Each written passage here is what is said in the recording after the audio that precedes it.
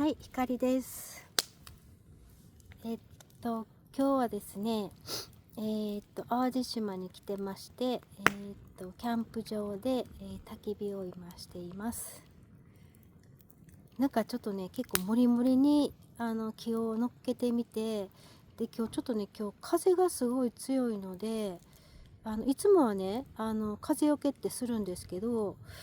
今日はね、なんか逆に風よけない方がかなり炎が燃え盛るなと思って、設営もね、下に引く焚き火シートと、あと焚き火台を置いて、もうそのまま火をつけて完了っていう感じなんで、なんかね、すぐ炎が上がって今こんな状態です。今日はね、ちょっと平日っていうこともあるので、誰もいないですっていう感じなんで貸し切り状態ですね。はい、ちょっとね、本当に久しぶりにこうやって来たんで、2年ぶりくらいかな、こうやって焚き火しに来るのは。やっぱりね、ちょっと炎を見てると結構リフレッシュできますよね。ちょっと皆さんにもじっくり炎を見ていただいて、ちょっとリフレッシュしてほしいなと思うんで、しばらく黙っておきますね。私の声がちょっと邪魔になると思うので。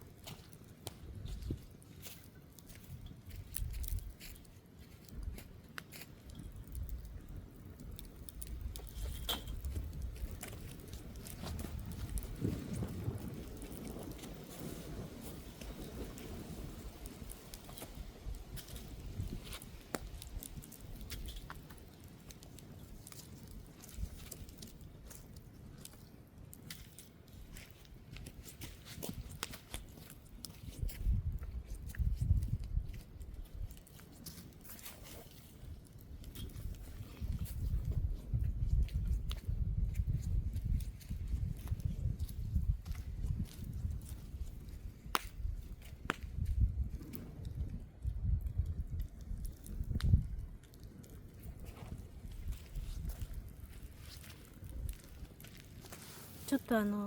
手袋で木を触ってびっくりした方もいるかもしれないんですが、この手袋は焚き火を直接握っても大丈夫な手袋なんで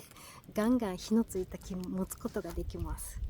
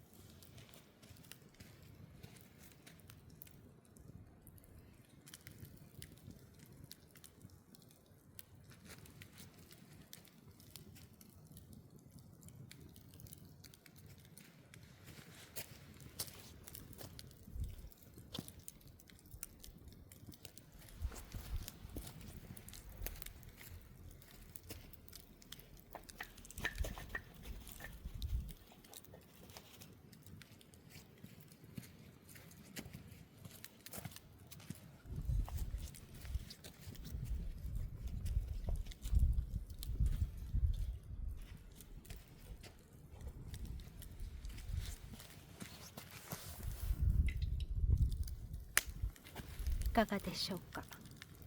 ちょっとね今日やりたかった直火に水筒を入れるっていうのがちょっとまだ初めてなんでちょっと怖くてまだ入れれてないんですけれども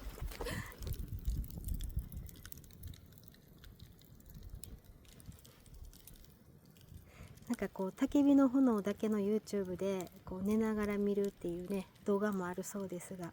ちょっとそんな感じで楽しんでいただけましたでしょうか。今日はちょっとねしっとりと。ではまた。